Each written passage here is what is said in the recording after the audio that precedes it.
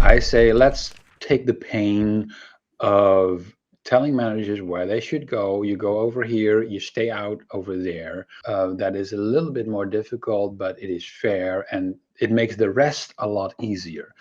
Hello, Jurgen. Hey, David, I have my coffee for the coffee break. Oh, So as we nice. speak, I have the coffee. Yeah, thank you for joining me again. Thanks for another invite. The last time we had a coffee break, you gave us an introduction to your new model, the unFIX model, as a model for structures and for versatile organization. You now have a website quite detailed on all the components that make up the unFIX model, and quite a few articles really going into the differences of unFIX to the different other models like Holocracy, SAFe, the Spotify model. How many do you have right now? I made 5 comparisons so far. Yes. So it's quite a lot happening since then. We decided today to talk about the chiefs in your model. The chiefs are in the government's team, Yep. which is drawn in the model at the top. I think you said the first 5 questions you got were all about the chiefs, with Yep. questions like, well, what do they do? Exactly. It seems to push some buttons here, but maybe I'll just pass it on to you and say, Yeah, what's up with the chiefs?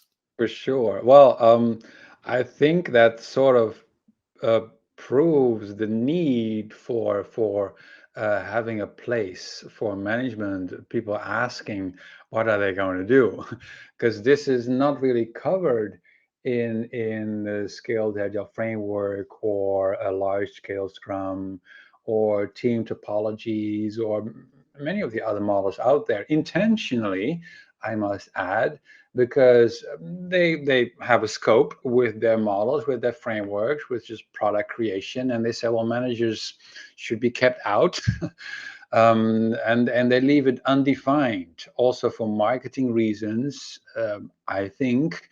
And then my thinking is the problem is you might end up with a matrix organization because then anyone could be a manager. You could introduce SAFe or less in any organization without making any manager change their job. So that could mean that some of those product managers or team members or whatever, they could actually be line managers of other people in that same model. I forbid that intentionally with unFIX. I say no, we have to explain to managers where they go. And ever since Management 3.0, I have said you're responsible for managing the system, not the people.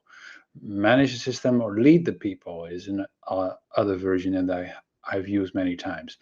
So I thought I need to clarify it.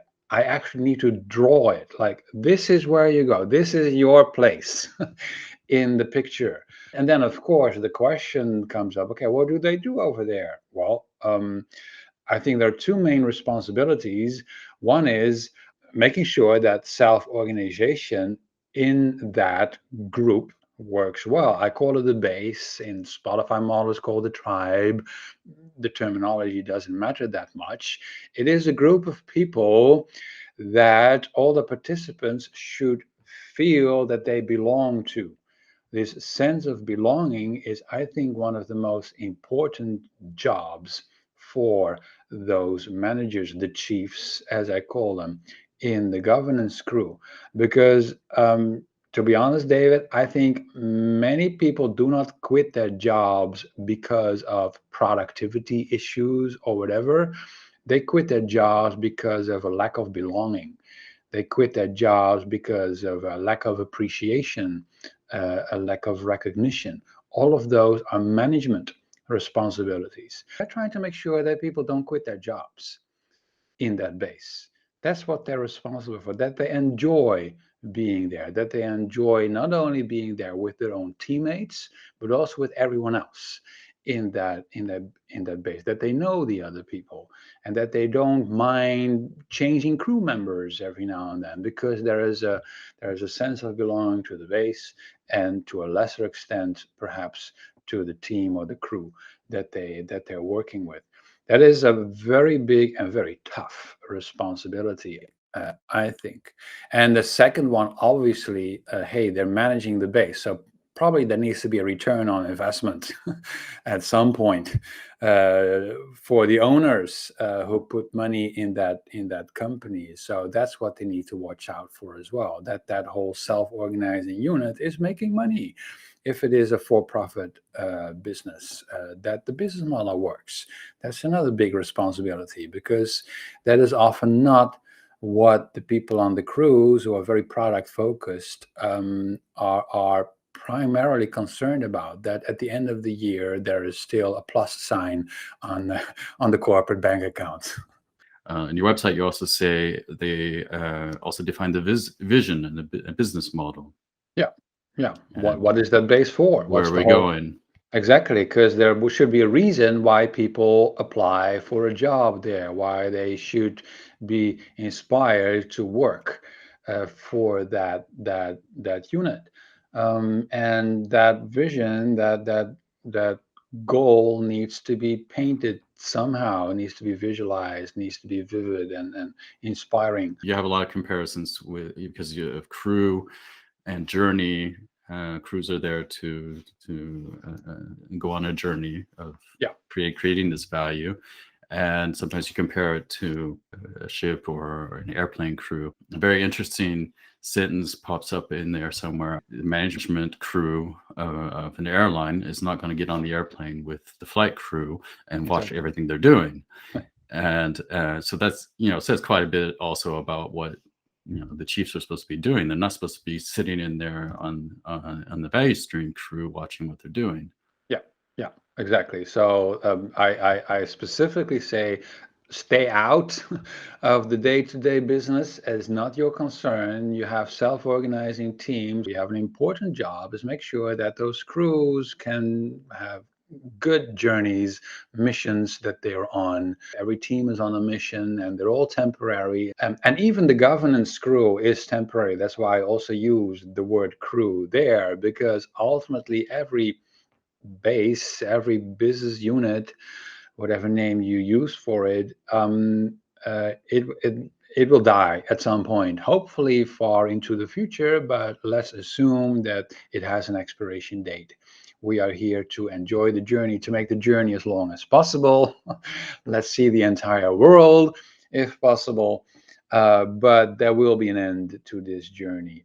So that is also a crew, the governance crew.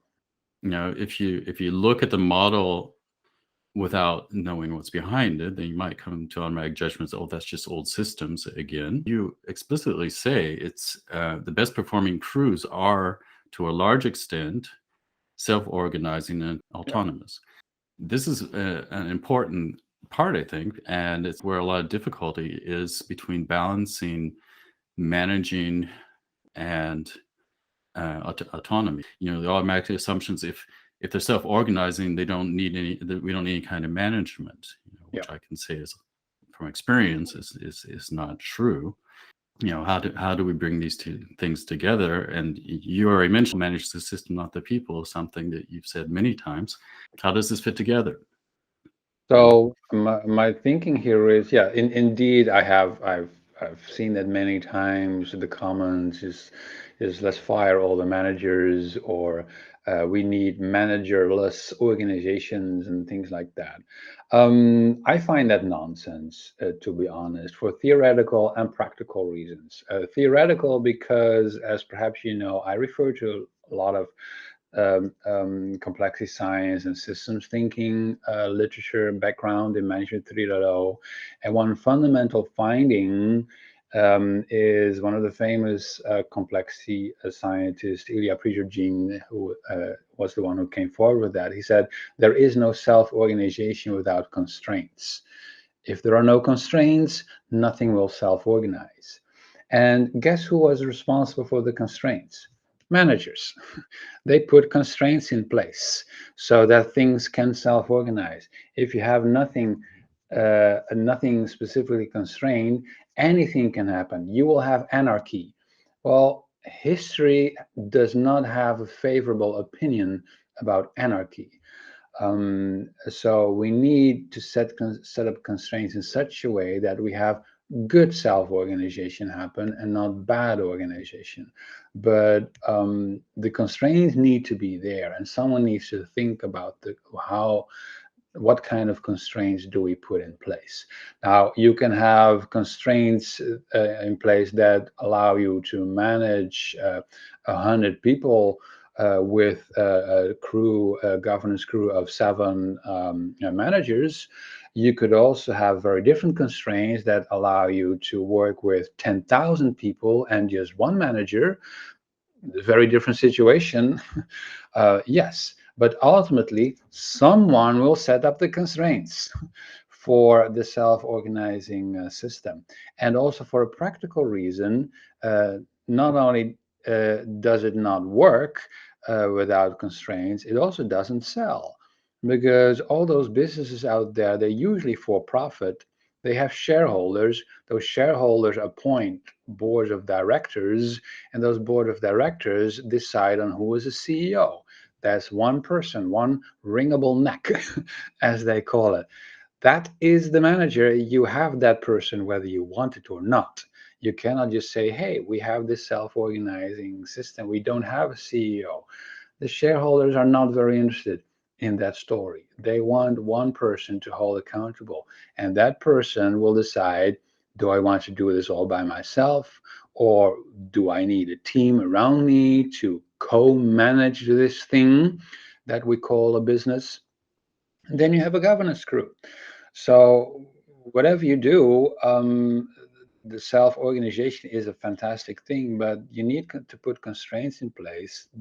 You will need one or a couple of managers to define how that business is going to work. And yes, you can delegate a lot so that you could have a very high ratio of workers to managers. That depends on what kind of constraints you have. I leave that open to you. I mean, I have been at Hire, for example, in China, where I did the Management 3.0 course, actually. And I spoke with the CEO, Mr. Zhang, who wrote the foreword for the Chinese translation of my book. And Hire is famous for basically having 3,000 bases. They call them micro enterprises, but they're all collaborating, competing with each other in this ecosystem of business units that is all equalized, is all self-organizing. But every base has a manager, and they all report to the CEO. So there is management there, but he has like 3,000 direct reports. You can imagine that's not traditional management that he applies. He does not do one-on-ones with each of them. But he has figured out a way to run his company with a tremendous amount of self-organization. But there are still managers who set constraints. I believe it is important to draw a little box where the managers go, because other models don't do this, and then they leave it open.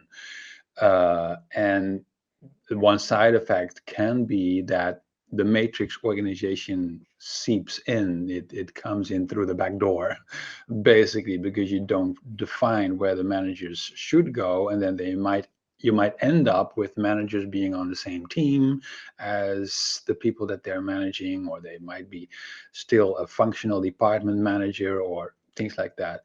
I say, let's take the pain of telling managers where they should go. You go over here, you stay out over there. That is a little bit more difficult, but it is fair, and it makes the rest a lot easier once you have this clarity. I am convinced.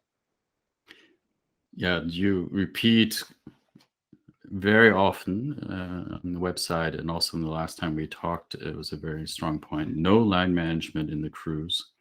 And you also say you don't need more hierarchy in the base than in this one. This is it. You don't need more managers than in this place. So this is a very, very important point for you. Exactly. And if I may interrupt, one question that comes up a couple of times is, but how does that scale if you have like a base of 100, maybe 150 people? How many managers would you need up there in the governance crew to make this manageable? Well, that depends on how you set up the constraints. If you want to do one-on-ones with every person once per week, there are organizations that run like this, then yes, every manager could handle maybe 7 people, and then you need to take that ratio into account.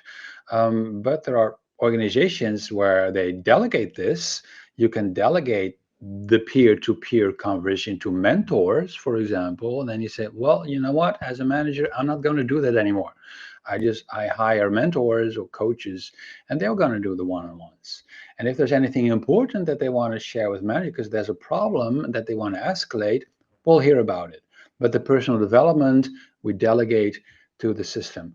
Well, suddenly you've solved a bottleneck, you have cut a dependency, and you've become more scalable. Well, you can do that with almost everything. You can do that with salaries, for example. In traditional organizations, managers decide per person how much they're going to earn. Well, there are other companies that have salary formulas. I have described that concept also in Managing for Happiness. If you have a formula, there's no thinking anymore. You just think once about the formula, you update the formula once per year maybe, but then you don't need to have all those conversations.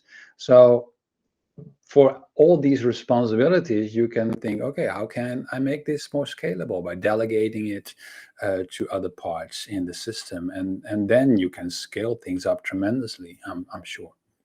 I see. We could talk for hours and hours about these topics. Sure, there will be other coffees. Thanks for that chat, David. Thank you.